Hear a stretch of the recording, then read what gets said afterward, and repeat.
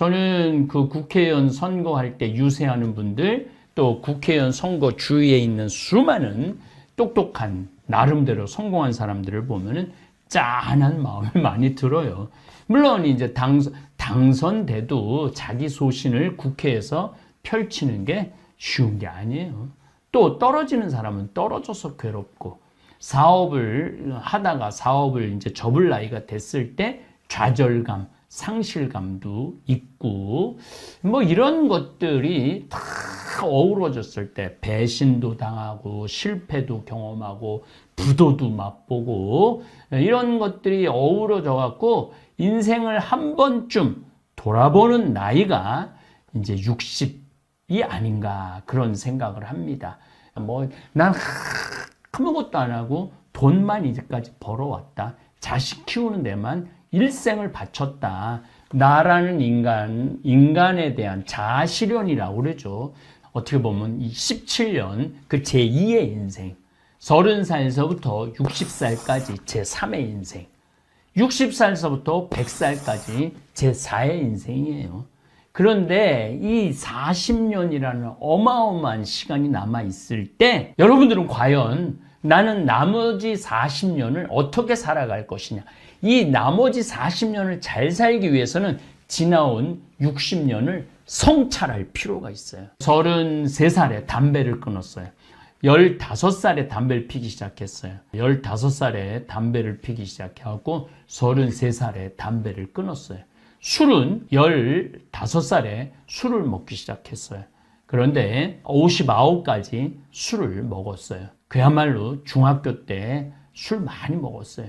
고등학교 때도 술을 먹고, 신학교 때 말할 것도 없고, 술 때문에 잘못하고 술 때문에 실수한 거 너무너무 많았어요. 제 인생에 2달을 술을 끊은 적은 없어요. 심지어 위암 수술하고도 일주일 지나고부터 술을 먹었어요. 그러니까 저한테 지금 이 60에 제가 결심한 이 금주, 30년 전에 금연을 했고, 이제 금주라는 것을 제 인생의 가장 어려운 숙제를 지금 수행 중에 있습니다. 그런데 요즘 굉장히 생활이 기뻐요. 즐겁고, 저 자신을 한 번쯤 돌아볼 수 있고, 제 자신의 건강을 챙길 수 있는 그런 좋은 시간이 되고 있어요.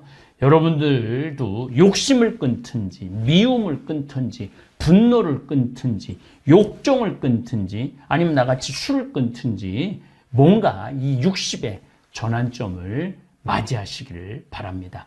황창현 신부님의 행복특강, 지금 바로 시작하겠습니다.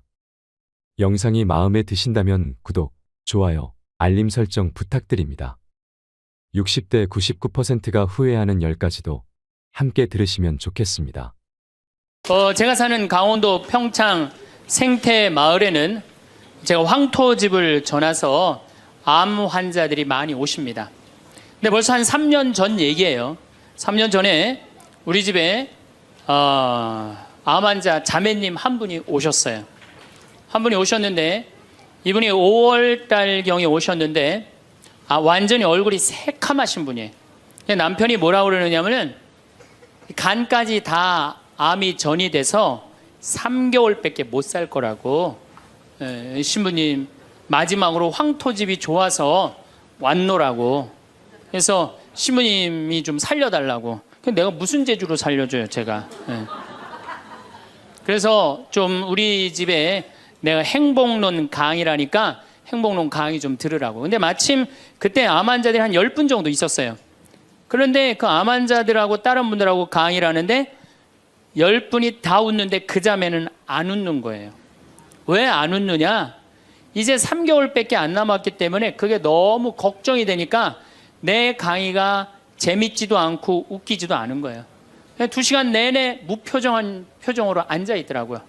그래서 강의 끝나고 내가 자매님을 불러서, 자매님 나하고 얘기 좀 하자. 자매님 뭐가 이렇게 걱정이 많으냐. 자매님 지금 근심 걱정은 3개월에 죽는다는 거 걱정을 하는데 3개월에 죽을지 3년 후에 죽을지는 아무도 모른다. 그리고 사실은 오늘 저녁에 교통사고로 죽는 사람도 많고 물에 빠져 죽는 사람도 많다. 우리는 하루를 즐겁게 살면 된다. 내일 걱정은 내일이 알아서 한다. 여러분들 마태복음 6장에 그 얘기가 나오죠. 무엇을 먹을까? 무엇을 마실까? 무엇을 입을까? 걱정하지 말아라. 하늘에 나는 새도 하느님이 먹여준다. 솔로몬도 들에 핀 나리꽃처럼 영화롭게 입지 못했다. 너희들은 오늘 일은 오늘로 족하다. 내일 걱정은 내일이 알아서 할 것이다. 오늘 수고는 오늘로 족하다. 이렇게 말씀을 하셨다. 내일 거 걱정하지 말아라. 그리고 내가 막 자매님한테 혼을 냈어요. 근데 이 자매님이 이틀 동안 집에서 안 나오더라고. 나한테 혼나갖고. 나한테 위로받을 줄 알았더니 그 이틀이 지나고 나서 자매님이 그러더라고. 신부님, 생각을 해보니까 내가 남은 3개월 동안 이제까지 하느님의 50년 동안 베풀어 주신 은혜, 감사하기도 시간 모자라다는 생각이 든다는 거예요. 마음이 바뀐 거죠. 마음이 바뀌부터 이 자매가 웃기 시작하는 거예요. 막 웃기 시작하는 거예요. 강의를 듣고 웃고 막 그 동료 환자들하고도 산책 다니면서 웃고. 사람이 웃으니까 참 보기 좋더라고요. 얼굴은 까맣게 됐지만은. 그리고 이제 6월 달에 항암을 하러 여기 암세타로 왔어요. 항암을 뭐 거의 5년 동안 암하고 투병을 했으니까 항암을 이제 한다고 10일 있다가 온다는 자매가 가자마자 6일 만에 돌아왔어요. 왜 돌아왔냐 그러니까 신부님, 자기가 5년 동안 항암을 하는 동안 정말로 매번 토하고 매번 울었대. 너무 아파갖고. 근데 이번에 가서 항암을 했는데 안 토했다는 거예요. 안 아팠다는 거예요. 너무너무 좋더라는 거예요. 그래서 6일 만에 내가 하느님한테 매번 감사했다. 하느님 감사합니다. 안 아프게 해주셔서. 하느님 감사합니다. 안 토하게 해주셔서. 계속. 그리고 6일 만에 내가 살 때는 평창이다. 그리고 평창으로 돌아온 거예요, 이 자매가. 끝나자마자. 그래갖고 이제 우리 집에서 이제 생활을 하는데 후배 암 환자들이 오면은 내가 시키지도 않았는데 이 자매가 데리고 다니면서 감사해야 된다. 찬양해야 된다. 자매가 알아서 하는 거죠. 근데 우리 집은 이제 7월 달이 되면은 아이들이 환경 교육을 받으러 한 4천 명 정도 와요. 그래서 암 환자들이 사실은 다 집으로 보내요.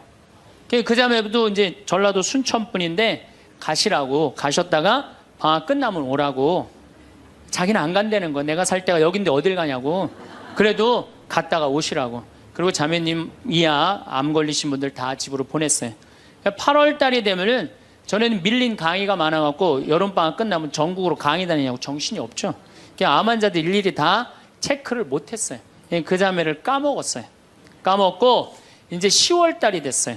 10월 달이 됐는데 형제님이 전화를 하셨어요. 베드로인데.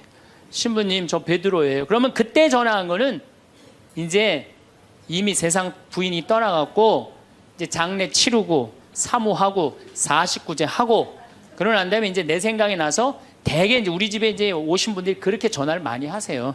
이제 돌아가셨고 다 장례 끝났고 어디다 모셨고 그래서 신부님 이제 기도해달라고. 그래서 이제 자매님 어떻게 됐느냐고 나는 이제 어디다 묻었느냐고 이렇게 이제 물어본 거죠.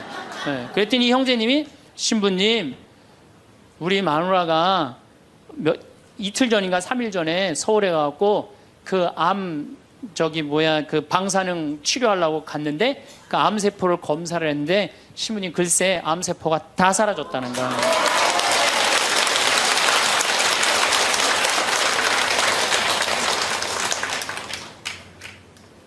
마음을 어떻게 먹느냐에 따라서 굉장히 많이 틀려요. 물론 또 하느님이 불러가시면 어쩔 수 없는 거고 저는 하느님이 불러가는 것도 나쁘지 않다고 생각해요. 예, 불러가면 얼마나 좋아요. 요즘 그 미국에서 어떤 박사가 이제 죽었다가 다시 살아난 사람들 조사를 해봤대잖아요. 죽으면은 죽었다가 나도 이제 그 본당 사목하면서 죽었다 살아난 사람들 얘기를 들어보면 아주 거의 똑같아요. 딱 죽을 때 그냥 터널 같은데 빛을 빨리 올라간다는 거예요. 그래갖고 그냥 전생애가 다 보이고 그리고 정말로 빛이 있는 곳으로 나간다는 거예요. 내가 그 많은 분들 병자성사 해보면서도 정말로 편안하게 돌아가시는 분들을 보거든요. 그러니까 사실 살아도 좋고 죽어도 좋은 거예요. 뭐 이렇게 걱정할 게 많아 믿는 사람들이. 그렇지 않아요? 어쨌든 그래도 살아있는 게 낫지 아직까지는. 그렇잖아요. 그 여러분들 죽는 거 걱정하지 마세요. 절대 죽기 전까지는 안 죽어요. 죽기 전까지는 걱정하지 마세요.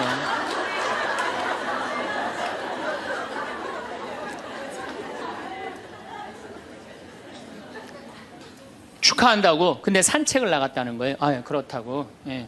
그래갖고 이제 11월 달이 됐어요. 우리 집에 이제 은퇴 신부님들이 자주 오세요. 그래갖고 이제 은퇴 신부님들 장어를 사드린다고 내 차에 모시고 가는데 저녁에 전화가 왔어요. 근데 젊은 여자야. 신부님, 84살 먹은 신부님, 73살 먹은 신부님을 내 차에 태우고 운전을 하고 하는데 전화가 왔는데 내가 모르는 번호야.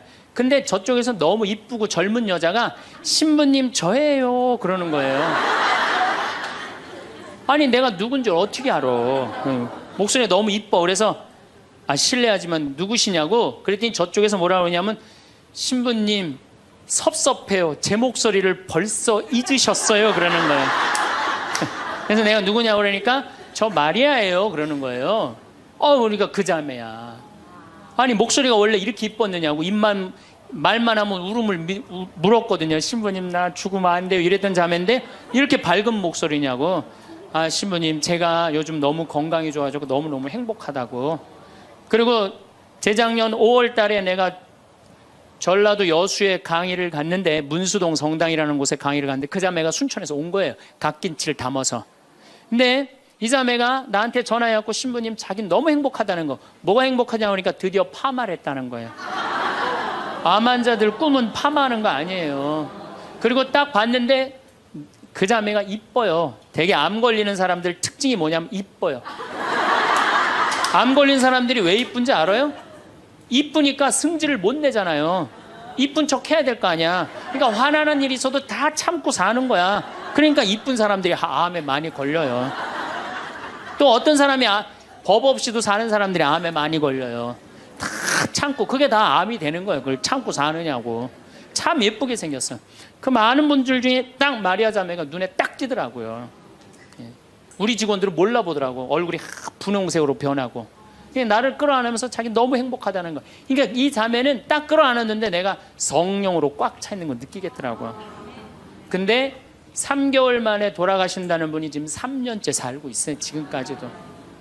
그래서 여러분들 우리가 마음을 근심 걱정하지 말고 감사하다가 살다 보면은 우리한테는 늘 행복한 일이 벌어진다.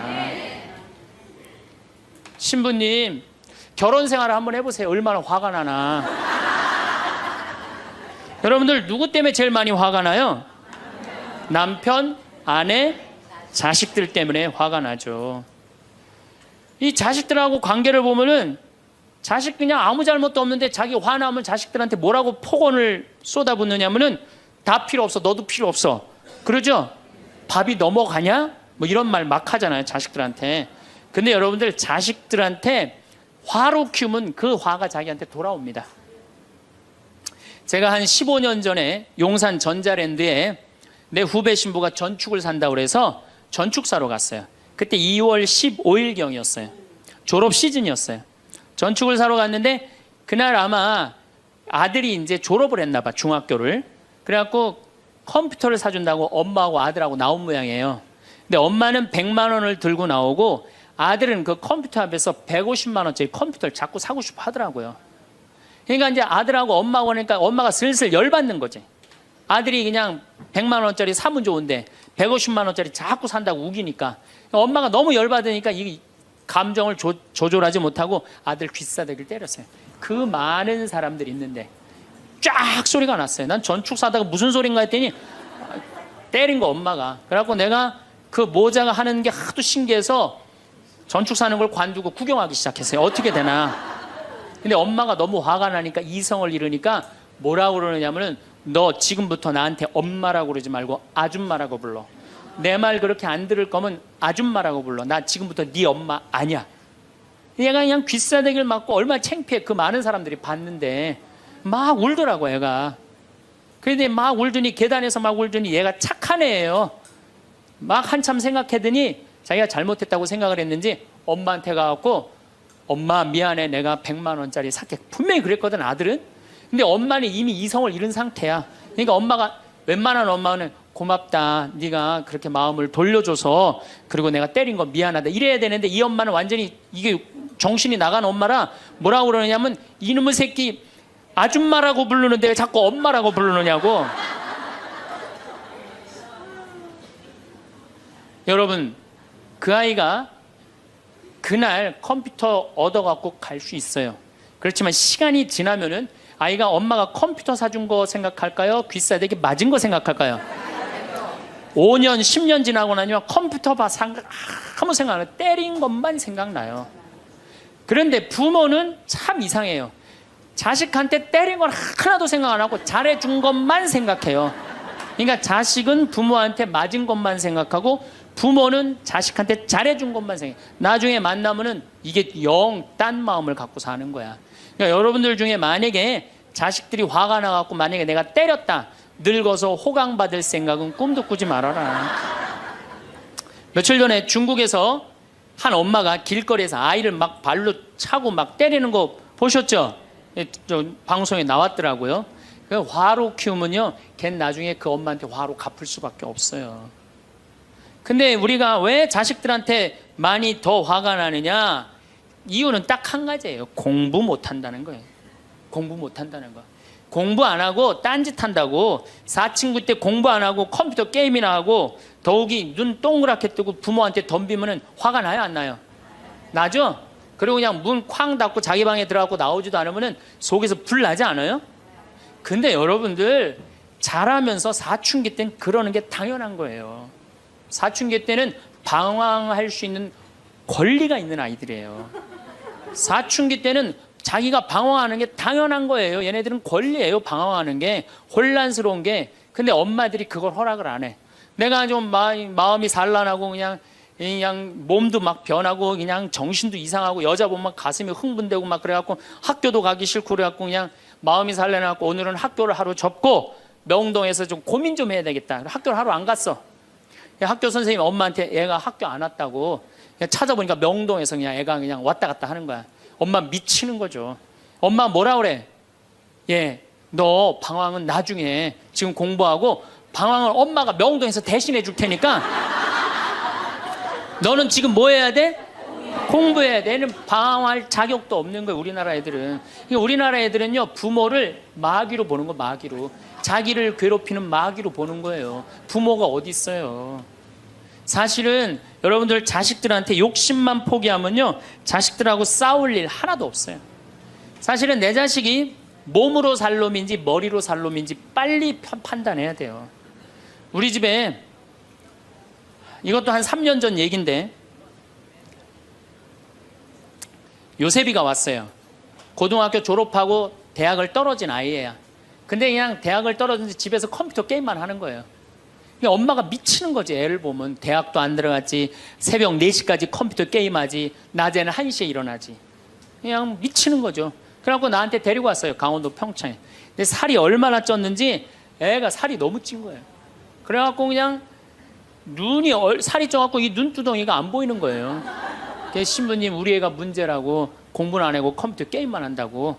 그래갖고 그냥 내가 애를 보니까 이 눈두덩이, 찢어진 눈두덩 사이로 걔 눈을 자세히 들여다보니까 애는 문제가 없더라고요. 애는.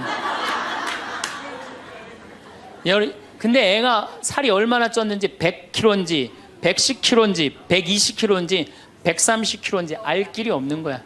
왜? 우리 생태마을의 저울은 100kg까지 밖에 재는 게 없거든. 올라가면 막 뱅글뱅글 도는 거야, 저울이.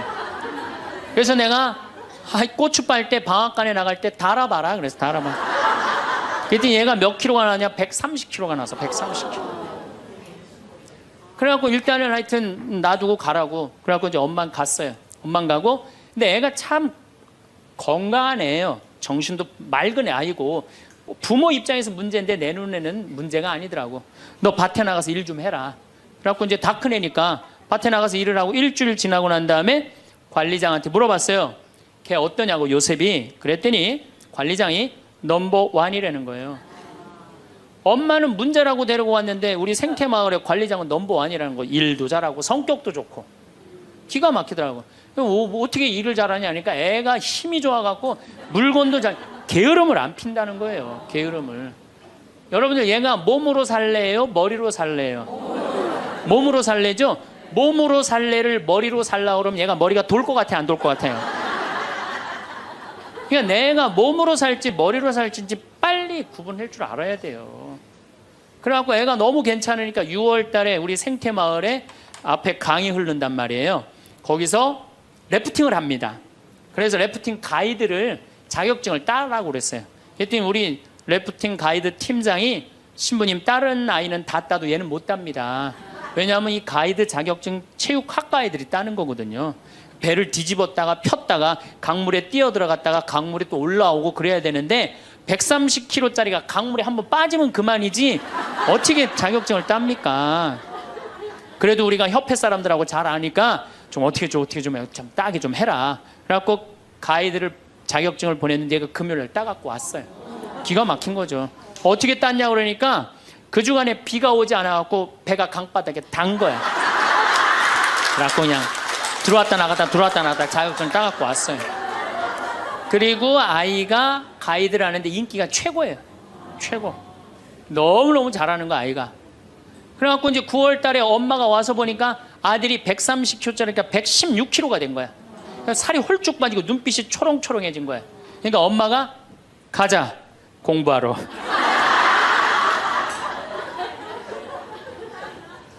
제가 보기에는 이 아이는 우리 집에 4년 동안 일하면은요 돈 5천만 원, 6천만 원, 7천만 원 벌어요. 왜냐하면 우리 집에 일하면 돈 주거든요. 그럼 그 돈 모아갖고 사업을 해도 얘는 잘하는 애예요. 꼭 공부로 승부 걸 아이가 아니거든요. 그럼 신부님 우리 애가 몸으로 살랜지 머리로 살랜지 기준이 어떻게 됩니까? 반에서 10등 안에 안 드는 놈들은요 다 몸으로 살 놈들이에요. 여러분들 자식들 중에 반에서 10등 안에 안 드는 애들은 다 몸으로 살 애들이야. 독일은 초등학교 졸업하면서 중학교 올라가면서 갈릅니다. 대학 들어가래 아니면 기술 배우래. 그래갖고 갈러도 학교 선생님이 갈러놔도 우리 애가 왜 이 머리가 나쁘냐 이렇게 따지는 부모 하나도 없대요. 그러니까 그 독일 사람들은 그게 내 아이가 몸으로 살고 손으로 기술로 하는 걸 좋아한대요. 그리고 그렇게 아이가 살도록 도와준대요. 근데 우리는 만약에 그렇게 했다. 내가 교장 선생님들, 교감 선생님들한테 강의 한번 간 적이 있어요. 연수원에 가서. 그랬더니 교감 선생님들이 만약에 우리가 그런 결정을 하면 지금 학부형들한테 맞아 죽는다는 거예요. 우리나라 부모님들이 욕심이 너무 많은 거예요. 자식들한테. 그러니까 자식들이 희생당하는 거죠. 자식들이 희생당하는 거예요. 그러니까 독일은 대학을 졸업하는 비율이 아이들의 한 25% 정도밖에 안 된대요. 대학을 졸업하는 아이들이. 들어가는 애들도 많지 않고, 미국은 뉴욕 잘 사는 데가 대학 졸업하는 비율이 60%예요. 60%. 그런데 우리나라는 대학에 지금 입학하는 게 몇 프로냐면 92%예요. 아무나 다 대학 가는 거예요. 아무나 다. 그러니까 독일은 몸으로 살 애들이 75%야. 그렇죠? 그 다음 미국은 몸으로 살 애들이 40에서 50% 정도 돼요. 우리나라는 92%가 대학, 미국이나 캐나다는 60%가 대학에 들어가도 졸업하는 건 그중에 반밖에 못해요. 다 졸업 못해요. 그래서 그쪽에 가보니까 입학은 물어봐도 졸업은 물어보는 게 아니래요. 졸업하는 게 그렇게 어렵다는 거예요. 근데 우리는 92%가 들어가면 92% 거의 다 졸업을 하는 거야. 우리는 몸으로 살 애들이 8%밖에 안 돼. 머리로 살 애들이 92%고. 공장에, 농장에 일할 사람들이 있어요? 없어요. 그러니까 이 나머지 92% 중에 취직을 다 합니까? 40, 50%밖에 못해요. 그러면 나머지 40%는요 한량으로 남는 거예요. 취직도 못하고.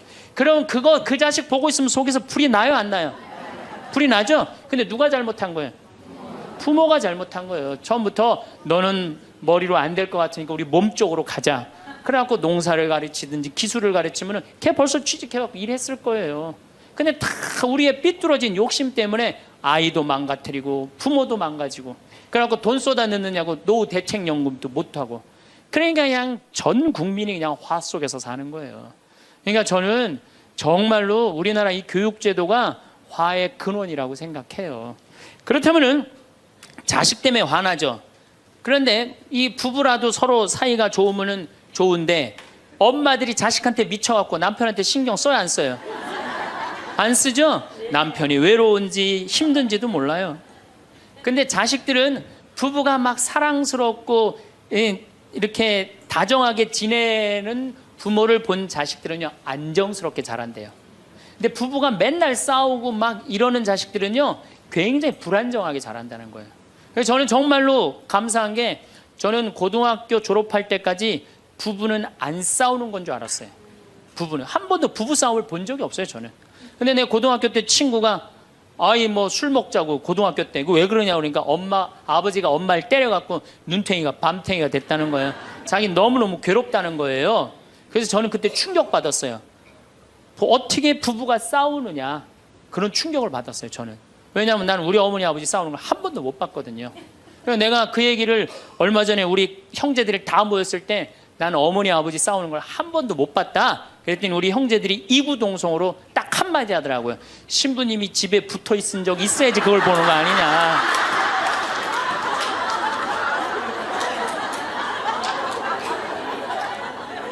어쨌거나 저는 본 적이 없어요. 저는 굉장히 긍정적으로 잘할 수 있는 거죠. 근데 우리나라 남자들은 참 불쌍해요. 돈은 죽어라 벌지만 그 돈을 마음 느긋하게 써볼 수가 없어요. 그렇죠? 자식들 학원비에 대학 등록금 대다 보면은 30에 결혼해서 시집 장가 갈 때까지 60대까지 노예같이 사는 게 대한민국 남자들이에요. 이 남자들 짜증 나겠어요, 안 나겠어요? 화가 나겠어요, 안 나겠어요? 날 수밖에 없어요. 그런 남편들을 신경 한번 써줘 봤어요.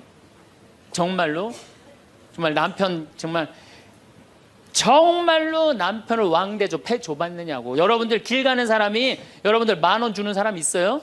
길 가는 남자가 당신 예쁘다고 10,000원 주는 남자 봤어요? 근데 여러분들 남편은 그냥 한 달에 뼈가 빠지게 벌어갖고 200만 원이든 300만 원이든 400만 원이든 갖다 바치잖아요. 그러면 그 남편한테 감사해야 될 거 아니야. 근데 그냥 감사는 안 하고 그냥 남의 김치찌개도 그냥 제대로 안 하면 그냥 못 끓이고 그냥. 자식이라고 있는 거 학원 다니다 보면은 밤 12시에 얼굴 보기도 힘들어요. 아버지가 자식을 키우고는 있지만은 다정한 자식을 구경하기가 힘들어요. 또 사춘기만 되면 이 자식들이 아버지한테 부드럽게 합니까? 반항하고 틱틱거리고 그러면은요, 우리나라 남자들은 갈 데가 없는 거야. 그래서 40대 남자들이 자살률이 세계에서 1위인데 우리나라 여자보다 몇 배가 많이 죽느냐면 3배가 많이 죽어요. 우리나라 40대들은 갈 데가 없는 거예요. 갈 데가. 외로운 거죠. 또 여성들도 마찬가지야. 난 우리나라 여자들도 불쌍해. 이게 다 교육 때문에 그래. 교육 때문에. 자식이 막 사춘기 때 막 생 난리를 치고 막 그럴 때 여러분들은 몇 살이 될까요? 45, 50 왔다 갔다 하죠? 그럼 여러분들은 자식은 사춘기지만 여러분들은 뭐예요? 갱년기야. 그러니까 갱년기가 되면 사실은 굉장히 케어가 필요한 거예요. 여러분들 굉장히 돌봄이 필요한 나이예요. 막 피부 처져요, 안 처져요? 눈두덩 처져요, 안 처져요? 눈가 처져요, 안 처져요? 볼 처져요, 안 처져요? 이가 처져요, 안 처져요? 그러니까 그렇게 처지는 거 거울에 이렇게 보고 앉아 있으면 어떤 얼굴이 되냐면 이런 얼굴이 돼요.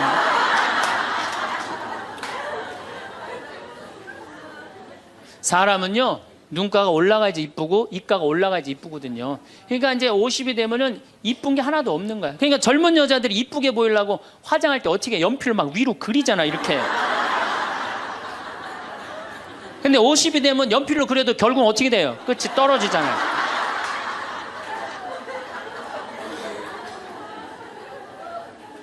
하지만 우리나라 이 갱년기의 여성들은 자신의 고통, 번뇌 뒤로 하고 감추고 희생합니다. 묻어두는 거예요. 자식을 위해서 희생한다. 내가 지금 뭐 생리가 이어졌다 끊어졌다 그냥 정신이 깜빡깜빡 하잖아요, 여러분들. 갱년기 시작되면은. 그렇죠? 지갑은 뒀는데 어디다 뒀는지 생각이 안 나는 그런 경우 참 많죠.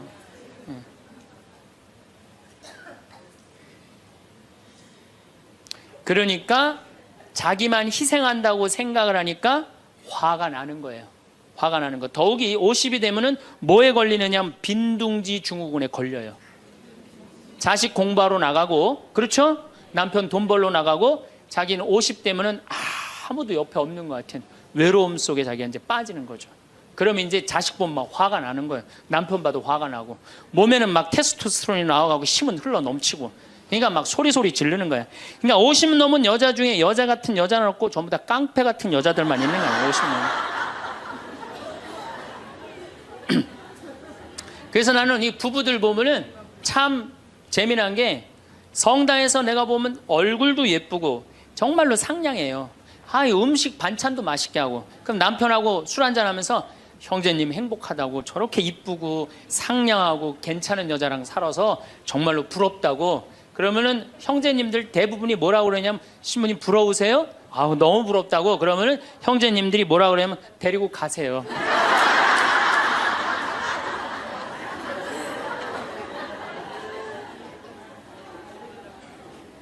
그래서 부부가 서로 사랑하지 못하고 자식하고도의 애정을 쌓지 못하고, 그러니까 우리가 이제 화가 꽉 차 있는 거예요. 그러니까 이 화가 꽉 차 있으니까 정말로 상상하지 못하는 일들이 벌어지는 거. 우리 사회 안에서 막 서로 죽이고 뭐 내다 버리고 뭐 이런 일들이 벌어지는 거죠. 그러면은 화가 나면은 어떻게 이 화를 컨트롤을 해야 되느냐, 화를 다루어야 되느냐, 지금부터 그 얘기를 말씀드리겠습니다. 여러분들, 화가 나면 예수님만 보면 돼요. 우리가 인생이 답답할 때 누구만 보면 돼요? 예수님만 보면 됩니다. 요한복음 8장에 가늠한 여자 얘기가 나옵니다. 자, 요한복음 8장에 가늠한 여자 얘기가 나와요. 당시 2000년 전에 여자가 가늠을 했다. 이건 당시 중동 지역에서는 어떻게 했느냐면 돌로 쳐서 그 여자가 돌에 맞아갖고 쓰러져갖고 돌 무더기를 만들어서 죽여요. 이번에도 중동에서 그런 일이 있었죠. 사진을 보니까 진짜 돌 무덤을 만들어 버리더라고요. 근데 이 여자가 간음을 하다가 이번에 이 중동에서 그런 분은 남자하고 팔짱 끼고 나갔는지 그냥 외출했다고 그거 이유 하나로 그 처벌을 당했어요. 근데 이 여자는 현장에서 붙잡혔어. 중동에서 이 여자들은요 다 싸고 다녀요. 그만큼 여자를 사람 취급을 안 해요. 그런데 이 여자가 간음을 했어. 그러니까 남자들이 막 화가 날 것 같아, 안 날 것 같아요? 너무너무 화가 나는 거지. 이 여자는 여러분들 예뻤겠어요, 안 예뻤겠어요?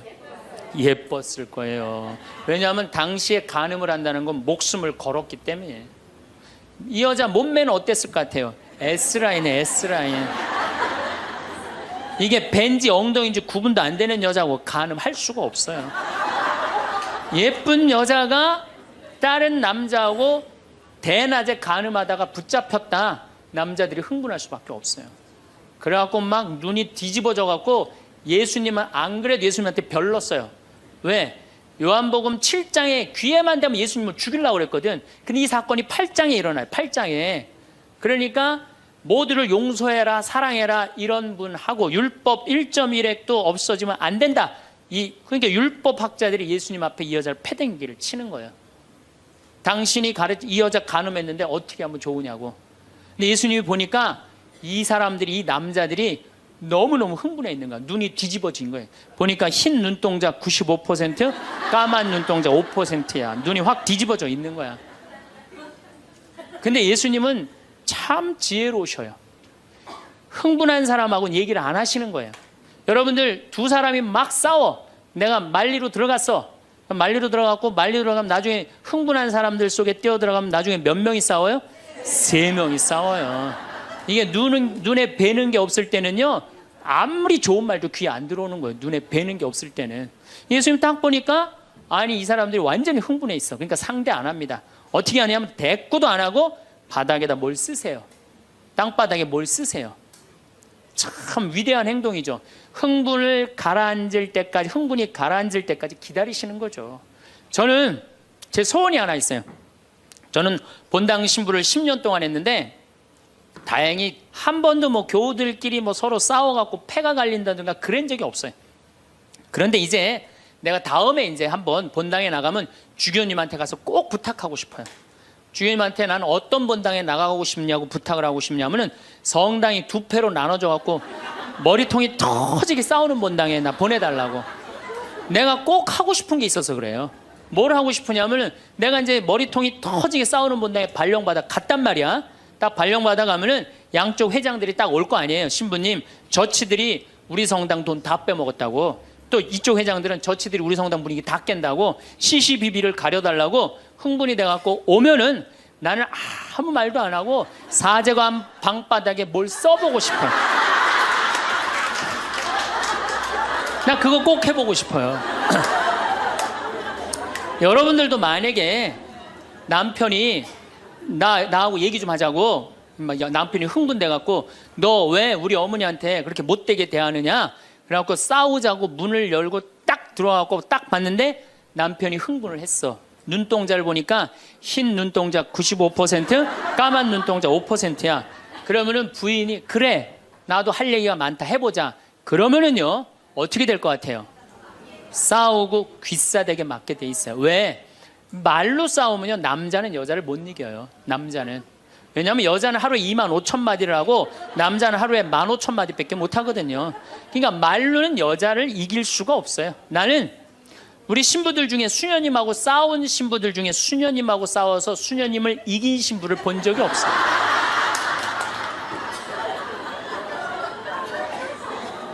말로는 안 되는 거예요. 그러니까 여러분들 남편이 흥분해갖고 딱 나하고 얘기하자 그러면 여러분들은 아무 대꾸하지 말고 방바닥에 뭘 쓰세요. 뭐 할 때까지? 남편 흥분 가라앉을 때까지. 예수님은 땅바닥에 쓰시는 거예요. 사실은 그거는 다른 뭐 아주 신학교 있을 때 뭐 많이 배웠죠. 뭘 써셨을까? 예수님이 과연 뭐 별 얘기를 들었는데 다른 의미는 아니고 흥분이 가라앉을 때까지 기다리신 거예요. 그래갖고 이제 이 사람들이 이제 흥분은 가라앉고 사건만 남은 거야. 사건. 그래갖고 이제 흥분이 좀 가라앉은 상태. 여러분들 아무리 화가 나도 열만 심으면요 웬만하면 흥분이 가라앉아요. 그 열을 못 쉬어서 흥분이 터지는 거죠. 그러니까 좀 어느 정도 흥분이 가라앉으니까 이 사람들이 물어봅니다. 이 여인을 어떻게 하면 좋겠습니까? 간음을 했는데. 그러니까 예수님이 딱 보니까 이제 흥분이 가라앉은 것 같아. 그러니까 딱 한마디 더 합니다. 그래? 그렇다면은 너희 중에 죄 없는 사람이 먼저 저 여자를 돌로 쳐라. 그리고 그 다음 행동이 기가 막히세요. 다시 땅바닥에 뭘 쓰세요. 이게 뭐냐면 생각할 시간을 주는 거예요. 생각할 시간. 여러분들 만약에 자식을 막 혼냈어. 너 한 번만 더 게임하면 엄마가 저 컴퓨터 부셔버린다고.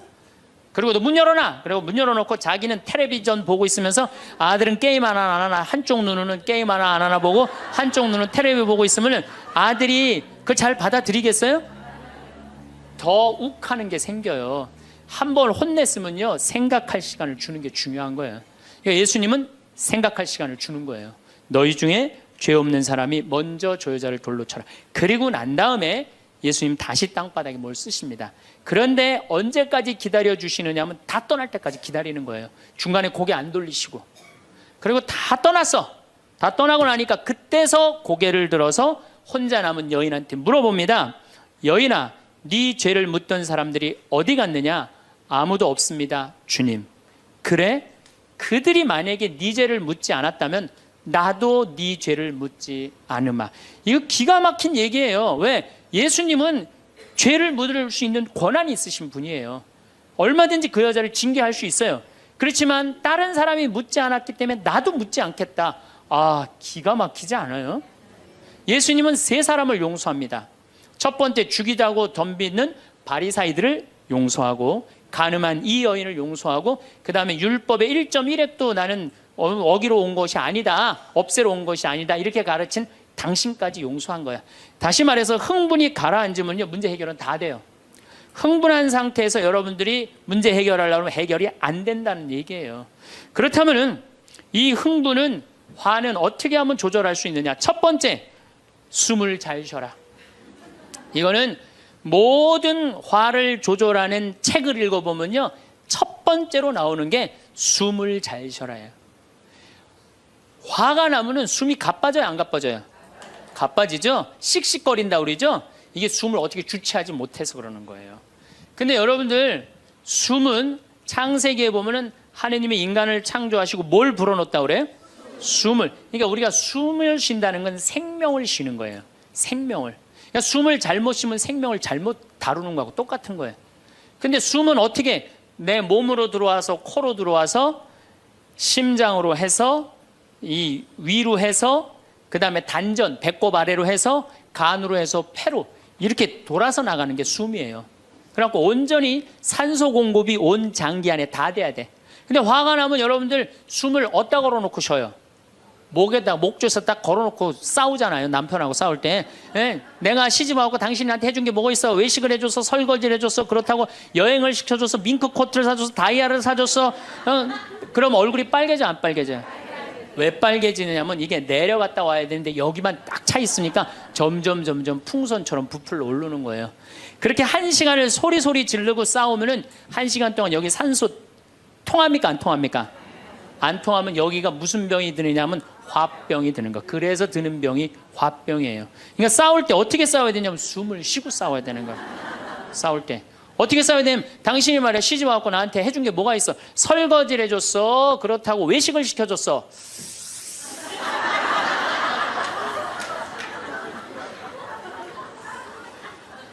그렇다고 나 밍크 코트를 사줬어, 아니면 다이아를 사줬어. 당신 나한테 해준 게 뭐 있어? 내 시집 와서 고생만 했지.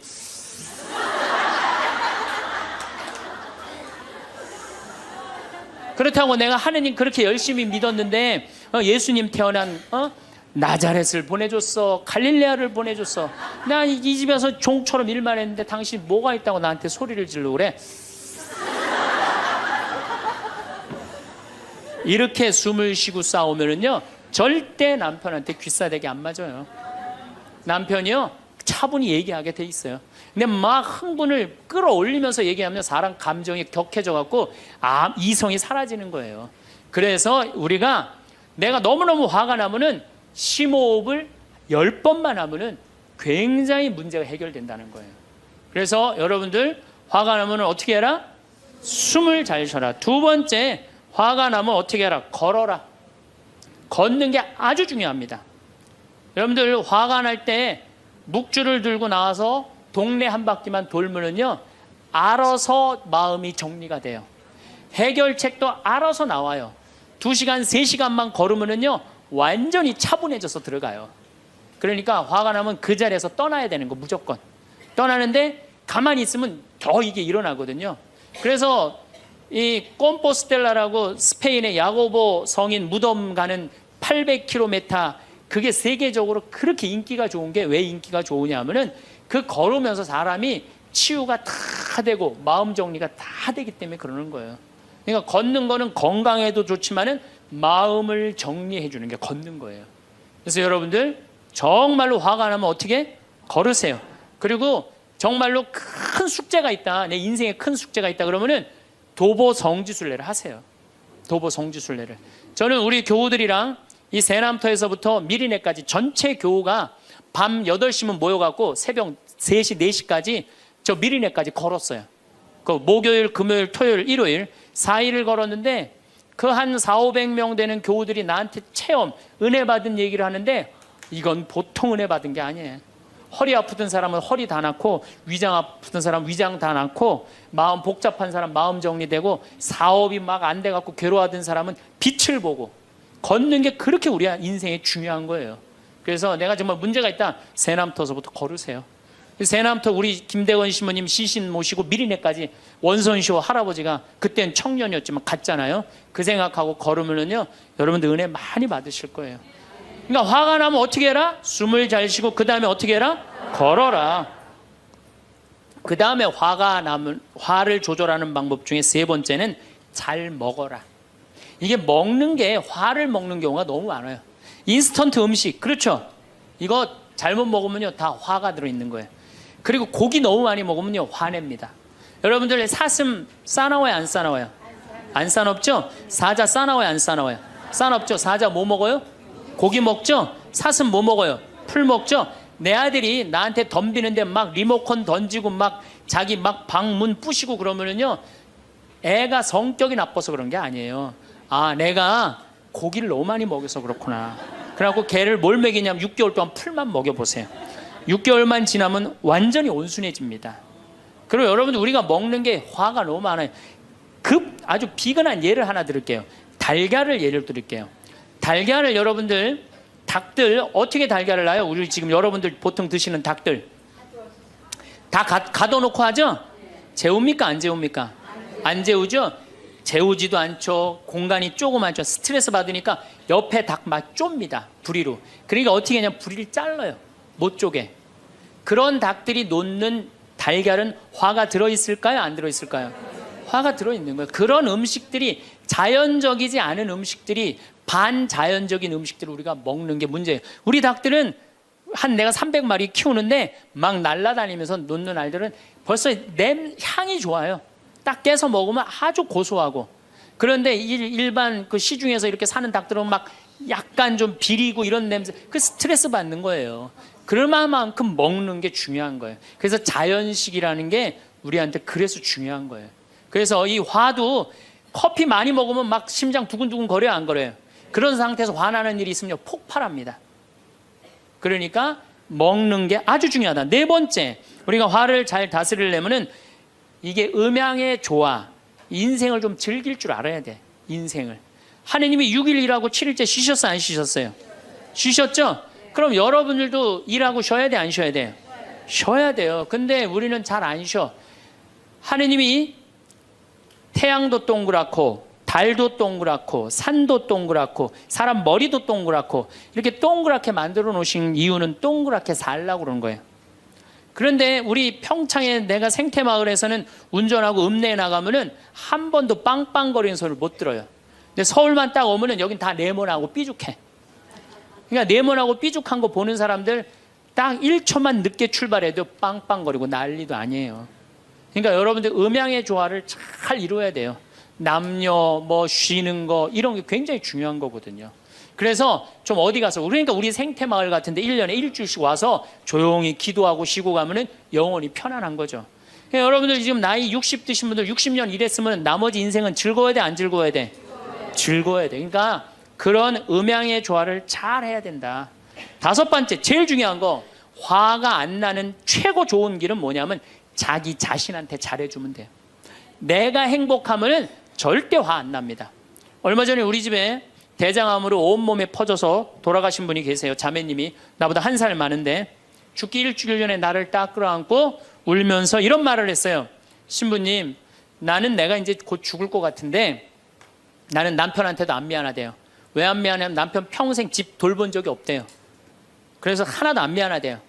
그리고 자식한테도 안 미안하대. 왜? 대학까지 자기가 이 빌딩 청소해갖고 대학까지 졸업시켰대요. 그런데 누구한테 미안하냐면 자기한테 미안하대. 자기는 이 47년을 살면서 한 번도 고생만 했지 자기 맛있는 고기를 사준 적도 없고 자기한테 예쁜 옷을 해입힌 적도 없고 좋은데 구경시켜준 적도 없다는 거야. 그런데 지금까지 고생만 하다가 떨컥 병에 걸려서 죽는다는 거예요. 그래서 자기한테 너무너무 미안하다는 거예요. 근데 이제 죽는다는 거예요. 자기한테 한 번도 잘해준 적이 없는데 너무 자기한테 미안하다는 거예요. 여러분들한테 잘해줘야 될 것 같아요? 안 잘해줘야 될 것 같아요?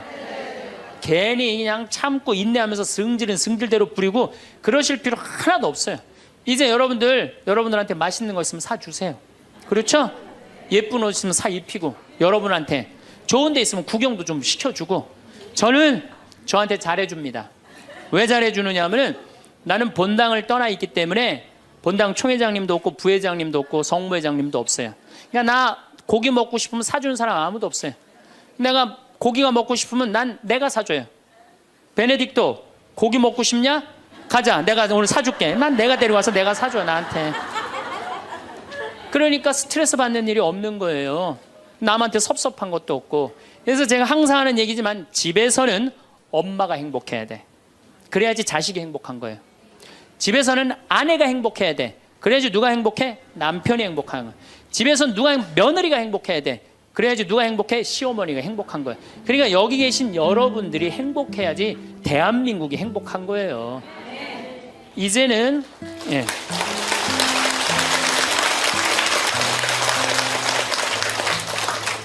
자기한테 잘해주는 걸 비신앙적이라고 생각하지 마십시오. 온 세상을 얻는다 해도 자기 목숨을 잃으면 아무 소용이 없다. 그러셨죠? 그러니까 여러분들한테 잘해주시고 내가 행복해야지 그 행복을 가지고 온 세상에 나눠줄 수 있다는 사실 잊지 마시고 여러분들 행복하시기 바랍니다. 감사합니다. 전민수님 반갑습니다. 제 얼굴이 막 반짝반짝 테이프가 붙여져 있습니다. 뭐, 이렇게 제가 이제 나이를 먹으면서 자꾸 넘어지고 부닥치고 하는 게 많아졌어요. 그래서 아프리카를 다니면서 제대로 이렇게 꼬맬 수도 없고 그런 상황이라 그동안 이 이마에 있는 상처를 방치하다가 이제 나이가 60이 된 기념으로 요 상처를 좀 없애야 되겠다 하면서 이렇게 피부과를 들렀는데 귀양 상처, 이마에 난 상처, 눈썹에 난 상처 고치면서 점까지 빼라고 그래갖고 검버섯도 있고 그래갖고 점까지 빼서 테이핑을 지금 하고 있습니다. 뭐가 반짝반짝. 그래도 여러분들 이해해 주시고 용서해 주시기 바랍니다. 아마 이제 인생이 보통 제가 크게 이렇게 인생을 나눠요. 1살서부터 보통 11살까지, 1살서부터 11살까지는 어린 시기죠. 12살, 초등학교 6학년 때까지를 제가 보기에는 한 시기로 봐요. 한 시기로. 물론 거기엔 뭐 유아기, 뭐 유소년기 여러 가지 구분이 있지만은 이때 사랑을 많이 받고 삶의 경험이 많은 아이들, 특별히 아버지하고 많이 산으로 둘로 엄마하고 맛있는 음식 먹고 이렇게 자란 아이들은 굉장히 밝게 자라죠. 그런데 그때부터 엄마가 비교하고 아빠가 비교하고 뭔가 계속 경쟁적인 거, 어떤 목표를 세우고 아이를 괴롭히면 아이들은 삐뚤어지기 시작해요. 그렇게 한 번 삐뚤어진 애들을 잡는 거는 불가능해요. 제가 보기엔 그래요. 그래서 육신이 아픈 거는 고치면 돼요. 육신이 아픈 건. 근데 이놈의 머리가 한번 미치면은 고치는 게 쉽지가 않아요. 초등학교 때 대개 아이들이 언제 미치느냐면은 초등학교 6학년 때까지는 참고 살아요. 엄마가 시키는 대로, 강제로, 아빠가 무서우니까. 그런데 중학교 1학년이 지나고 2학년이 되기 시작하면은 얘 머리가 미치기 시작하면은 눈에 뵈는 게 없죠. 그래서 이제 초등학교 6학년 때까지 한 시기. 그 다음에 중학교 1학년 때부터 대학교 4학년 때까지를 크게 두 번째 시기로 봅니다. 이때 아이들이 사춘기를 맞이하고 자신의 실력을 갈고 닦을 때죠. 사춘기. 저는 이 사춘기에 대한 이야기를 많은 사람들이 부정적으로 생각하는데 저는 인생의 황금기가 바로 이 사춘기라고 생각해요. 이 사춘기라는 이 한자를 보면 생각사의 봄춘이에요. 생각이 막 피어나는 시기를 사춘기라고 그래요. 이때 고민하고 고뇌하고 토론하고 공부하고 이러는 시기가 사춘기예요.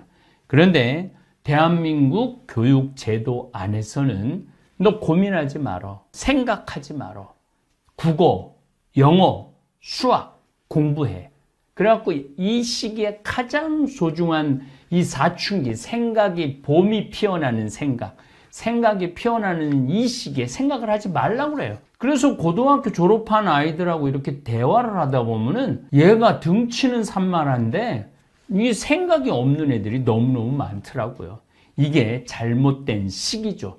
그리고 이제 뭐 인간은 3살서부터 5살 때까지 뇌가 막 피어난다 그래. 뇌 성장이 가장 활발할 때가 3살서부터 5살 때라고 그래요. 엄마 이건 뭐야? 엄마 저건 뭐야? 이건 왜 이래? 저건 왜 이래? 그리고 말을 해가 애가 말이 트인다 그러잖아요.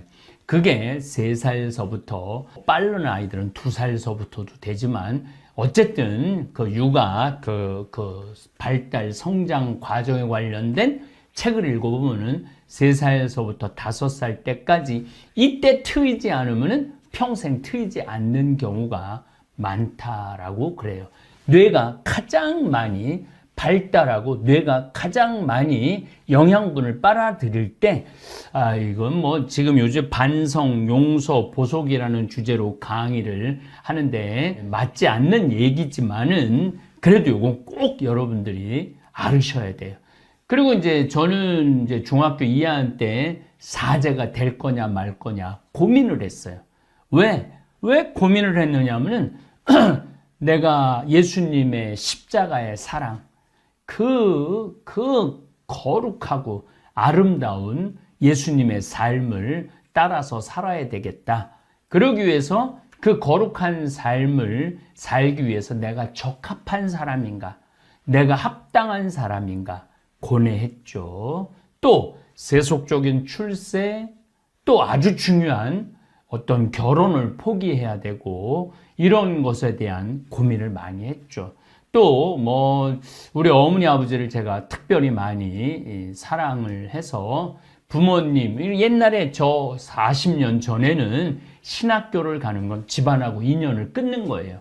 물론 지금도 스님들이 산에 들어가시고 당신의 구도의 길을 갈 때 집안과 인연을 끊듯이 우리 가톨릭 사제들도, 우리 수녀님들도, 수도자들도 부모와 세속과 인연을 끊는 거죠. 그러한 것들에 대한 갈등이 많았어요.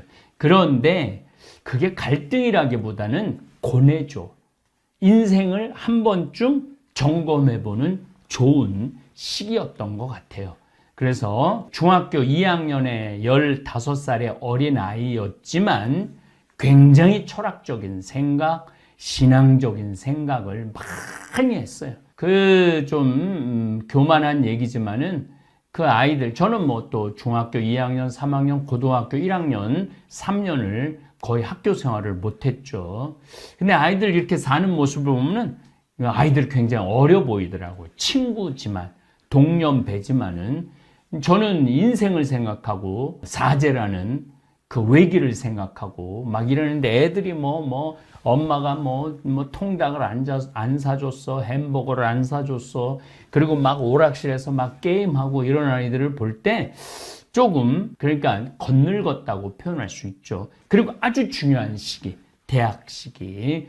더욱이 대한민국에서는 대학을 다니면서 그 다음에 군대를 갔다 오죠. 물론 뭐 다 대학에 가는 건 아니지만은 요 시기, 요 청년 시기도 저는 굉장히 중요하다고 생각을 해요. 중학교, 고등학교, 대학교 시기에는 어떻게 보면 인생을 살아가는 데 있어서 엄청난 에너지를 축적하는 시기예요. 실력을 축적하는 시기예요. 더욱이 이제 저 같은 우리 신부들 가는 길은 좀 남다르죠. 우리 신학교 들어가면은 일단은 특별한 게 기숙사 생활을 해요. 기숙사 생활을 하고 어떤 그 젊은 나이에, 어린 나이에 6시에 기상하고 7시에 기도하고 미사하고 8시에 식사하고 9시부터 12시 반까지 수업하고 수업이 없는 시간에는 성당에서 기도하거나 도서관에서 공부를 하거나 하죠. 그리고 12시 반부터 2시까지 식사하고 쉬고 또 방에서 쉴 수가 없어요. 우리 때는 운동장에 가 있든지 도서관에 가 있든지 그래서 방에서 쉬지 못했어요. 2시부터 5시까지 또 공부를 하거나 수업을 하거나 또 특별한 동아리 활동을 하거나 그랬죠. 또 한 5시 반부터 6시까지 기도, 그리고 6시부터 7시까지 식사, 7시부터 8시까지 또 기도, 8시부터 밤 10시까지 공부를 하거나 기도를 하거나 그랬죠. 그리고 이제 10시 반에 취침을 하고 이런 생활을 6년 동안 했어요. 기숙사 생활을. 일반 육군사관학교도 4년, 일반 경찰대학도 4년 이렇게 하는데 우리는 6년이라는 시간을 그렇게 기숙사 생활을 했어요. 거기에 학부, 보통 일반 대학보다도 학점이 훨씬 많죠. 보통 30학점. 그러니까 한 학기에 한 30시간을 공부하니까 어떻게 보면 막 고등학교 같이 공부를 많이 했어요. 철학, 동양 철학, 서양 철학 공부 많이 하고 또 불교학, 무속학, 사회학, 인간학, 사람에 대한 공부를 많이 했죠. 3학년, 4학년 때는 본격적인 신학 공부를 하고 그 다음에 5학년, 6학년, 7학년, 7년이었네요. 보니까 7학년까지 이제 사목, 사제, 세상에 나가서 어떻게 사목을 해야 되느냐 그래서 혼인에 관련된 이야기, 또 어떤 성에 관련된 이야기, 그 다음에 사목에 관련된 이러한 것들을 공부를 많이 하죠. 그러니까 저뿐만 아니라 일반 세상에서 다니는 우리 친구들도 뭐 고등학교 졸업하고 군대 갔다 오고 바로 직업전선에 뛰어드는, 뭐 직업전선에 뛰어들기 전에도 어쨌든 제가 보기에는 실습하는 시기라는 생각을 해요. 그래서 우리 같이 사제가 되기 위해서는 7년의 교육 과정을 거치는 경우도 있고 4년 대학 과정을 거치는 경우도 있고, 요즘은 또 스펙 쌓는다고 잠시 언어 연수들도 많이 갔다 오고 그러죠. 뭐 어쨌든 이런저런 연유로 방황도 하고 공부도 하고, 이게 제가 보기에는 한 30살까지 되는 것 같아요. 그래서 이제 30살서부터 본격적으로 결혼도 하고, 우리 신부들은 신부도 되고, 그래서 이제 30살서부터 제가 보기에는 어떤 사람들은 50살, 어떤 사람들은 60살, 뭐 출세하는 사람들은 60살까지 공무원이나 경찰이나 군인이나 또 안정적인 직장 생활하는 사람들은 60살까지 하고, 그렇지 않으면은 일반 기업이나 회사는 굉장히 불안정하죠. 어쨌거나 60살이 되면은 아이들도 다 키워요. 아이들도 다 키우고 성장도 하고 본인의 삶, 그러니까 자식을 위한 삶, 먹고 살기 위한 삶에 쫓기죠. 그리고 이제 60이 되다 보면은 인생의 대전환점이 옵니다. 어떤 대전환점이 오느냐 하면은 이제 정년퇴직도 해야 되고 자식들도 다 떠나고 이제 덩그러니 누구만 남느냐? 본인만 남아요. 물론 이제 아내도 있고 남편도 있고 하지만은 이제 본인이 남는 시간이에요.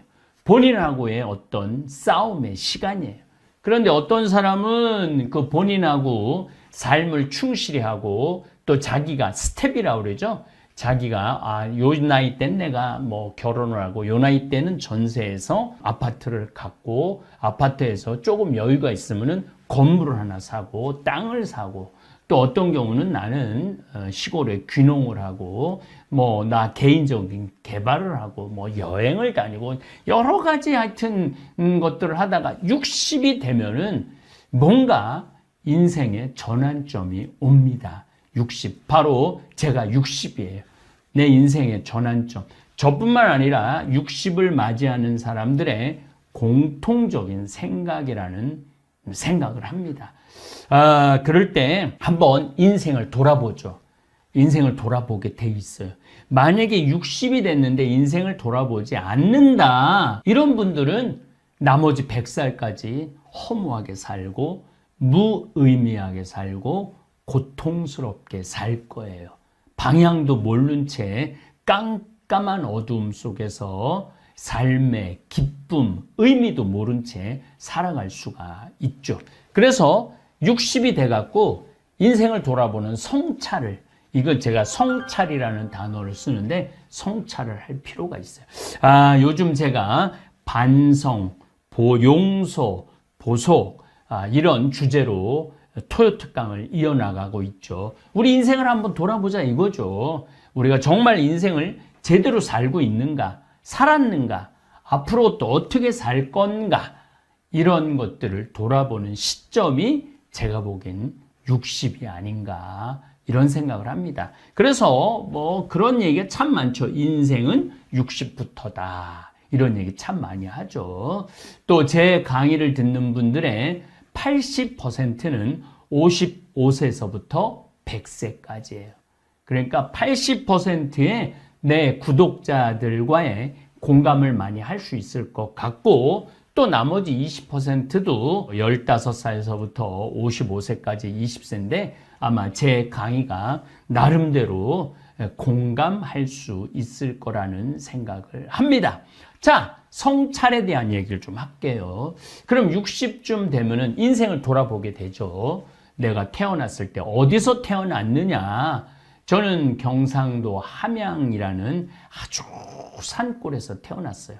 부모님은 아주 부유하지 않았지만은 그래도 논 5만지기를 갖고 농사를 짓고 그저 먹고 사는 아주 순박한 농사꾼이었죠. 부모님은 3남 1녀 중에 나는 막내로 태어났고, 어머니 아버지가, 특별히 어머니가 제가 65년생이니까 그때 서울로 자식들 교육을 위해서, 그래서 이제 저도 7살에 수원으로 올라왔죠. 수원으로 올라와서 수원에서 이제 생활을 하게 됐죠. 수원에서 초등학교 다녔어요. 수원 영화초등학교라고. 지금도 이제 옛날 생각이 나갖고 그 초등학교에 한번 30살에 한번 가보고 40살에 한번 가보고, 얼마 전에도 한번 가봤는데 요즘은 다 문을 잠궈갖고 들어갈 수가 없는 시대가 됐어요. 그런데 하여튼 뭐 제가 30에 40에 50, 40까지 가봤는데 그 넓던 초등학교가 그렇게 좁아 보이더라고요. 그 크던 느티나무, 그 다음에 플라타나스 나무들도 조그매 보이더라고요. 참, 그러면서 만감이 교차됐어요. 그리고 이제 중고등학교 성당 세례 받으면서 제 인생이 많이 바뀌었죠. 그리고 신학교도 가고 신부로 이제 30년을 살았어요. 근데 이렇게 인생을 돌아보면서 성찰을 해보니까 잘한 것보다 죄가 훨씬 많아요. 정말로 열심히 했던 것보다는 게으른 게 훨씬 많았어요.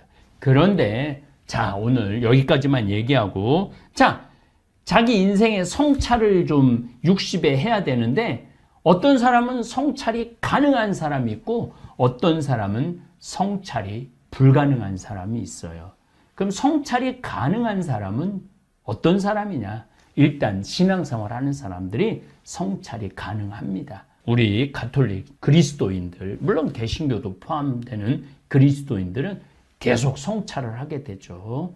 반성을 하게 되죠.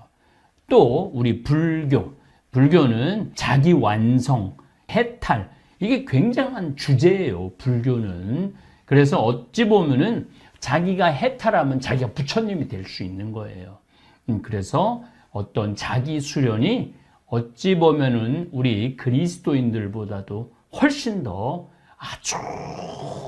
아주 어떻게 보면은 치열하다고 볼 수 있죠. 자기 완성, 자기 해탈, 자아 실현, 이런 것들이. 그래서 이제 불교를 오래 제대로 그 과정을 밟는 분들은 성찰할 수 있는 그러한 바탕이 잘 돼 있죠.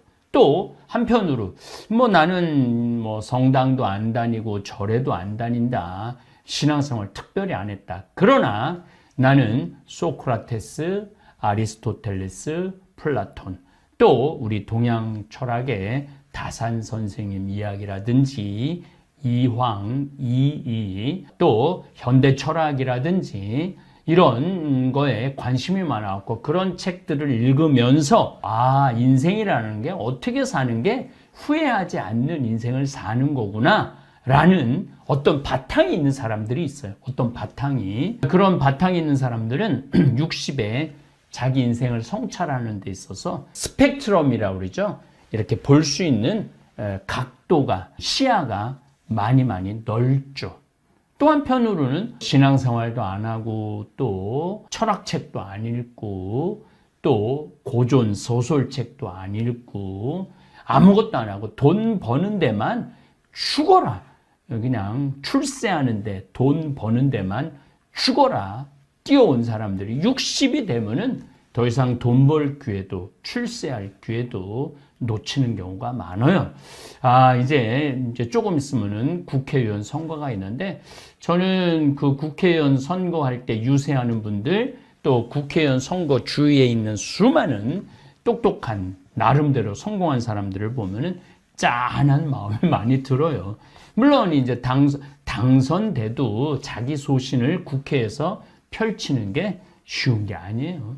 또 떨어지는 사람은 떨어져서 괴롭고, 사업을 하다가 사업을 이제 접을 나이가 됐을 때 좌절감, 상실감도 있고, 뭐 이런 것들이 다 어우러졌을 때 배신도 당하고 실패도 경험하고 부도도 맛보고, 이런 것들이 어우러져 갖고 인생을 한 번쯤 돌아보는 나이가 이제 60이 아닌가, 그런 생각을 합니다.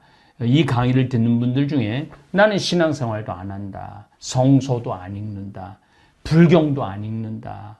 절에도 안 간다. 그리고 물론 그 외에도 참선을 하거나 난 아무것도 안 하고 돈만 이제까지 벌어왔다. 자식 키우는 데만 일생을 바쳤다. 나라는 인간에 대한 자아실현이라고 그러죠. 나는 도대체 누구고, 나는 어떻게 살아왔고, 앞으로 남은 40년, 이제 60대신 분들은 40년을 더 살아야 돼.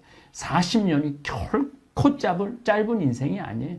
어떻게 보면 인생의 가장 긴 시간이죠. 1살에서부터 초등학교 6학년 때까지 12살. 중학교 1학년부터 대학교 졸업할 때까지 어떻게 보면 이 17년 그 제2의 인생. 30살에서부터 60살까지 제3의 인생. 60살에서부터 100살까지 제4의 인생이에요. 그런데 이 40년이라는 어마어마한 시간이 남아있을 때 여러분들은 과연 나는 나머지 40년을 어떻게 살아갈 것이냐. 이 나머지 40년을 잘 살기 위해서는 지나온 60년을 성찰할 필요가 있어요. 정말로 성찰할 필요가 있어요. 그리고 나의 인격은 어느 정도인가. 나는 이제까지 뭘 하고 살아왔는가. 무엇을 위해서 살아왔는가. 내가 이제까지 해온 게 뭔가. 이런 것들을 정말로 성찰할 필요가 있어요. 그리고 가장 중요한 성찰은 뭐냐면 내가 이웃한테 잘못한 거, 죄를 저지른 거, 부모한테 죄 저지른 거, 아내한테 죄 저지른 거, 남편한테 죄 저지른 거, 자식한테 죄 저지른 거, 또 사회생활을 하면서 도덕적으로 어긋난 죄 저지른 게 많죠. 게으른 죄, 사기, 도둑, 이기적인 거 너무너무 많죠. 그런 것들을 한 번쯤 성찰하고 점검할 필요가 있습니다. 그래서 제가 요즘 토요 특강으로 반성, 용서, 조두순을 과연 용서할 수 있을까가 첫 강의예요. 그 사람은 반성하지 않으니까. 그 다음에 용서, 밀양, 전도연 주연의 밀양이라는 주제를 가지고 용서에 대한 이야기를 했습니다. 이제 미션이라는 영화를 가지고 보석이라는 주제를 가지고 강의를 할 때, 그럼 뭐하러 지금 60에 돼갖고 반성하고 용서하고 이해하고 화해하고 그래야 되느냐? 이게 한 번쯤 여러분 인생에 정리가 돼야 돼요. 한 번쯤 고뇌해야 돼요. 3개월이든 6개월이든 1년이든 아니면은 자서전을 써보든지 자서전까지는 자신 없어도 난 정말 이제까지 잘 살아왔는가, 후회 없는 삶을 살아왔는가 이런 생각을 하실 필요가 있어요. 그리고 그게 어느 정도 되면은 만족도 있지만 반성해야 되는 부분도 있어요. 저 자신도 참 반성할 게 많은 인간이에요. 반성할 게 너무너무 많은 인간이고 용서를 구할 때가 너무너무 많아요. 하느님한테도 용서를 구해야 되고 부모님한테도 용서를 구해야 되고 또 내가 이제까지 살아오면서 만난 많은 사람들한테 용서 구하고 싶어요. 정말 용서 구하고 싶어요. 너무너무 나약한 인간이었기 때문에. 그리고 이제 용서를 구하고 난 다음에 정말 용서가 어느 정도 됐다면 저는 보석의 삶을 살고 싶어요. 그동안 내가 잘못한 일들, 부족한 일들을 기워 갚는 시간, 그 60서부터 그런 내 잘못을 기워 갚고 보석하는 삶을 살고 싶어요. 여러분들도 그런 시간, 물론 단순히 보석만 남아있으면 우리 인생이 너무 비참하죠. 하루하루를 살면서 만족하고 즐거움을 살아갈 수 있는 그런 삶이 됐으면 좋겠어요. 저는 33살에 담배를 끊었어요. 15살에 담배를 피기 시작했어요. 15살에 담배를 피기 시작해갖고 33살에 담배를 끊었어요. 술은 15살에 술을 먹기 시작했어요. 그런데 59까지 술을 먹었어요. 그야말로 중학교 때 술 많이 먹었어요. 고등학교 때도 술을 먹고 신학교 때 말할 것도 없고 술 때문에 잘못하고 술 때문에 실수한 거 너무너무 많았어요. 그런데 지금 지난 2월 11일 날 루르드 성모님 발현 또 이번에 유럽 성지순례 성모님 성지, 발현 성지를 하면서 현재까지는 지금 술을 끊었어요. 이제 2달이 이제 가까이 갑니다. 제 인생에 2달을 술을 끊은 적은 없어요. 심지어 위암 수술하고도 일주일 지나고부터 술을 먹었어요. 그러니까 저한테 지금 이 60에 제가 결심한 이 금주, 30년 전에 금연을 했고 이제 금주라는 것을 제 인생의 가장 어려운 숙제를 지금 수행 중에 있습니다. 그런데 요즘 굉장히 생활이 기뻐요. 즐겁고 저 자신을 한 번쯤 돌아볼 수 있고 제 자신의 건강을 챙길 수 있는 그런 좋은 시간이 되고 있어요. 여러분들도 욕심을 끊든지 미움을 끊든지 분노를 끊든지 욕정을 끊든지 아니면 나같이 술을 끊든지 뭔가 이 60의 전환점을 맞이하시기를 바랍니다.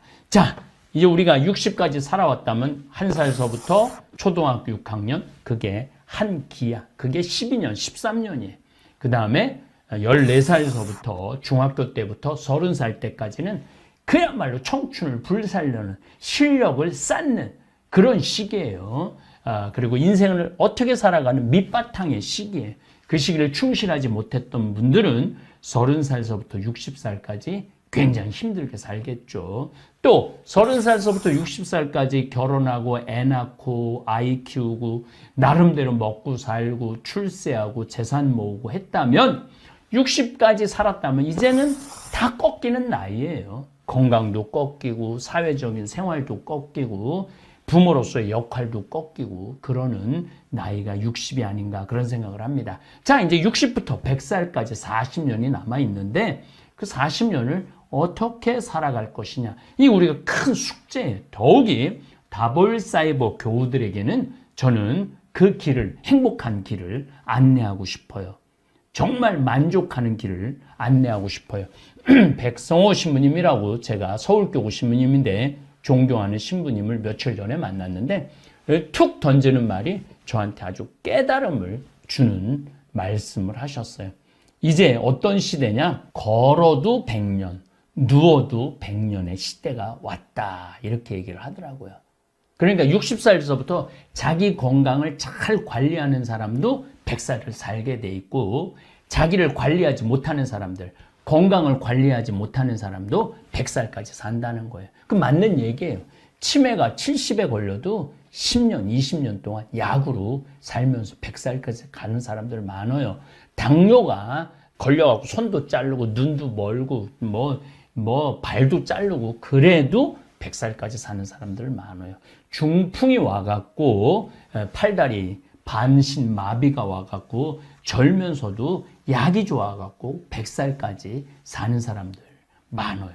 자, 우리 다볼사이버 교우들은 걸어도 100년, 누워도 100년을 삽니다.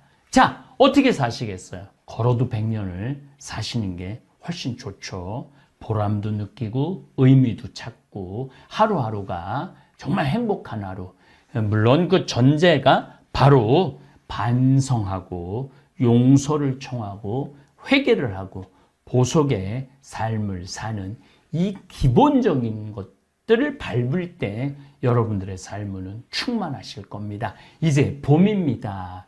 이 아름다운 계절에 꽃도 마음껏 누리시고 자연에서 주는 생명도 충만한 그런 우리 다볼사이버 교우들 되기를 바라겠습니다. 다음 시간에는 지난번에 넬라 판타지아라는 노래를 탄생시킨 엔니오 모레코너의 미션이라는 영화를 주제로 도대체 보석이라는 삶이 무엇인지 또 나는 남은 시간 어떻게 보석하면서 살아야지 그 좀 마음의 죄를 좀 씻고 하느님 앞에 기쁘게 죽음을 맞이할 수 있을지 한번 생각해보는 시간 갖도록 하겠습니다. 감사합니다.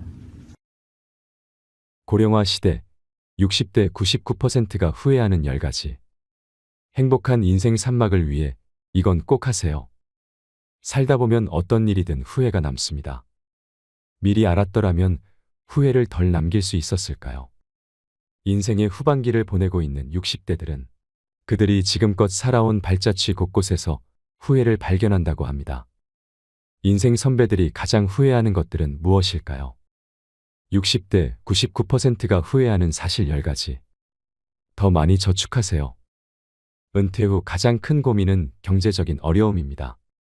고정 수입은 줄어들지만 자녀 지원비, 병원비 등 각종 지출은 늘어가는 탓에 생활고에 시달릴 수 있습니다.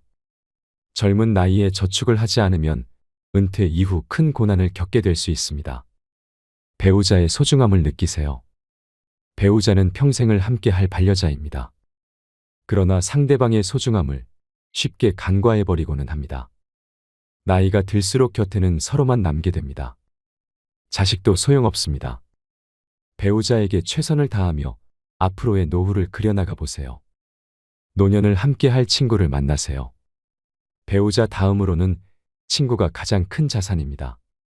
취미 생활을 공유할 수 있는 친구, 자신의 속 얘기를 가감없이 털어놓을 수 있는 친구가 있다면 늙어서도 외롭지 않은 인생을 보낼 수 있을 것입니다. 만일 평생을 함께 할 친구가 없다면 노년은 무척 외롭고 쓸쓸할지도 모릅니다. 자식과 많은 대화를 나누세요. 자식들과 평소에 대화를 많이 나누지 않았다면 노년의 소중한 친구를 하나 잃는 셈입니다.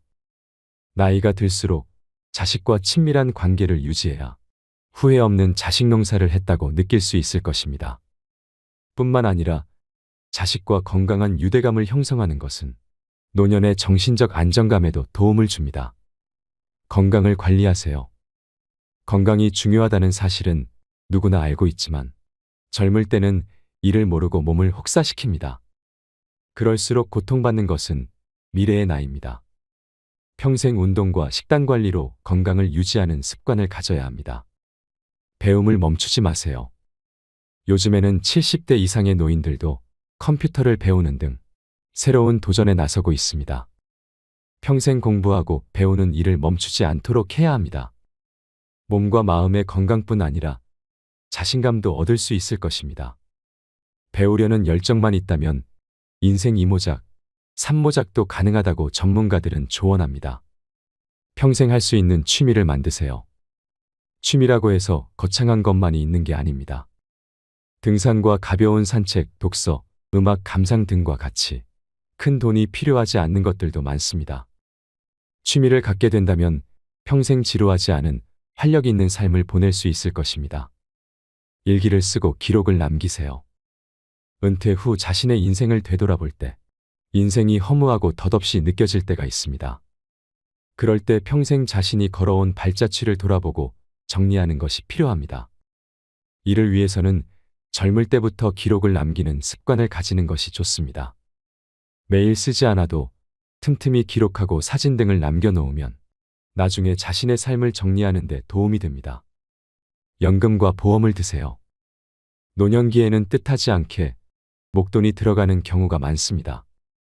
연금을 통해 안정적인 생활비를 마련하고 보험으로 예상치 못한 질병에 대비하도록 해야 합니다.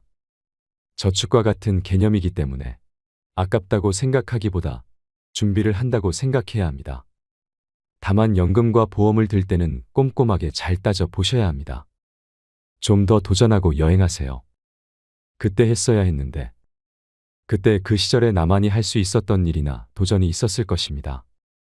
대부분의 사람들이 후회하는 것 중 하나가 도전을 하지 않았던 것이라고 답합니다. 또한 여행을 떠나지 않았던 사실에도 안타까워합니다. 일하느라, 자식을 키우느라 시간적, 경제적 여유가 부족했을 것입니다. 그럼에도 인생 선배들은 시간과 돈을 아껴 여행을 떠나라고 조언합니다. 훗날 회상할 수 있는 좋은 추억을 마련해 놓는 셈입니다. 여러분, 60대의 99%가 후회하는 것들 중에서 가장 중요한 것은 뭐라고 생각하시나요? 저는 아무래도 돈과 건강을 뽑고 싶습니다. 노후에 돈이 없다면 가족이나 자기 일에 집중하기 어려워집니다. 건강을 소중히 여기지 않는 사람들은 술과 담배로 인해 건강을 유지하지 못하는 경우가 많습니다. 하지만 인생은 한순간에 끝나지 않습니다. 병에 걸려 5년에서 10년 이상을 앓게 되면 돈을 모두 소비하고 가족들에게 고통을 안기며 사망하게 됩니다. 60대가 후회하는 것들을 살펴보면 돈과 건강 이외에도 배우자, 가족, 친구, 자기 일에 대한 도전도 있습니다. 노후에 돈과 건강이 없다면 가족과 친구와의 관계를 제대로 유지하기 어렵습니다. 또한 자기 일에 도전하지 못하면 뒤늦게 후회하게 될 것입니다. 그렇기 때문에 지금부터라도 돈과 건강을 소중히 여기고 가족과 친구와의 소중한 관계를 유지하며 자기 일에 도전해야 합니다. 노후에는 건강을 유지하는 것이 가장 중요합니다. 건강을 소중히 여기지 않으면 병에 걸려 돈을 모두 소비하고 가족들에게 고통을 안기게 됩니다. 그러므로 우리는 지금부터라도 건강을 관리하고 살아가야 합니다. 건강을 유지하기 위해서는 술과 담배를 자제하고 규칙적인 운동과 올바른 식습관을 유지해야 합니다. 또한 정기적인 건강검진을 받아 병을 조기에 발견하고 치료할 수 있도록 해야 합니다. 60대가 후회하는 것들을 가볍게 여기지 말고 지금부터라도 실천해 나가며 후회하지 않는 삶을 살아가야 합니다. 돈과 건강을 소중히 여기고 가족과 친구와의 관계를 유지하며 자기 일에 도전해야 합니다. 노후에는 건강을 유지하는 것이 가장 중요하므로 술과 담배를 자제하고 규칙적인 운동과 올바른 식습관을 유지해야 합니다. 또한 정기적인 건강검진을 받아 병을 조기에 발견하고 치료할 수 있도록 해야 합니다. 후회 없는 삶을 위해 지금부터라도 실천해 나가는 것이 중요합니다. 마지막으로 한 가지만 더 말씀드리고 싶습니다. 사람은 죽는 날까지 할 일이 있어야 합니다. 산송장이 안 되려면 자기 일이 반드시 있어야 됩니다. 돈 버는 일만 일이 아닙니다. 노후의 자기 일은 삶의 질을 결정하는 중요한 요소입니다. 텔레비전 리모컨을 쥐고 소파에 누워 있으면 그 인생은 종친 것이나 마찬가지입니다. 오직 죽기만을 기다리는 인생이 될 것입니다. 베이비붐 세대가 희망하는 노후 생활은 취미 생활이 42.3%로 가장 높았습니다. 방향을 바로 잡은 것입니다. 그러나 거기에는 전문적인 준비가 필요합니다. 그 취미 생활은 구체적이어야 하고 실천하려는 의지가 분명하여야 합니다. 마찬가지로 명심해야 할 것은 이를 실천하기 위한 가장 중요한 조건은 건강인 것입니다. 건강 없이는 다른 아무것도 이룰 수가 없기 때문입니다. 돈을 많이 벌어 쌓아놓고도 맛이라고는 하나도 없는 당뇨식을 배달받아서 먹어야 한다면 그게 바로 비극인 것입니다. 고로 건강은 돈으로 살 수 없는 것이기 때문에 소중하고 소중한 것입니다. 통계에 따르면 70세 이상 전체 노인의 70%가 한 가지 이상의 지병을 가지고 있다고 합니다. 노후 생활에 노인병 치료비의 지출은 무서운 복병입니다. 본인은 물론 가족 전체가 큰 재앙을 만나는 것입니다. 따라서 건강할 때 건강관리를 시작해야 하는 것이 중요합니다. 나이 들어 시작할 수 있는 운동은 거의 없습니다. 결국 해오던 운동을 계속하는 것이 최선입니다. 모든 의사들, 전문가들이 추천하는 운동은 걷기입니다. 젊어서부터 걷기 운동을 하는 것은 고혈압, 당뇨, 관절염 같은 대표적인 성인병을 예방하는 첩경입니다. 걷기 운동은 돈은 들지 않지만 의지가 없으면 실천하기 어렵습니다. 직장에 다니면서도 한두 정거장 미리 내려 직장까지 걸어가고 퇴근 때도 마찬가지로 꾸준히 걷는다면 건강한 몸으로 편안한 노후를 즐길 수 있을 것입니다. 50대, 60대에 알아야 할 전문가의 인생 조언. 더 많이 저축하세요. 배우자의 소중함을 느끼세요. 노년을 함께 할 친구를 만나세요. 자식과 많은 대화를 나누세요. 건강을 관리하세요. 배움을 멈추지 마세요. 평생 할 수 있는 취미를 만드세요. 일기를 쓰고 기록을 남기세요. 연금과 보험을 드세요. 좀 더 도전하고 여행하세요. 60대 99%가 후회하는 사실 10가지를 꼭 기억하셔서 행복한 노후를 보내시길 바랍니다. 이상으로 책틀맨이었습니다. 지혜를 쌓는 당신의 오늘이 아름답습니다. 더 좋은 영상으로 찾아뵙겠습니다.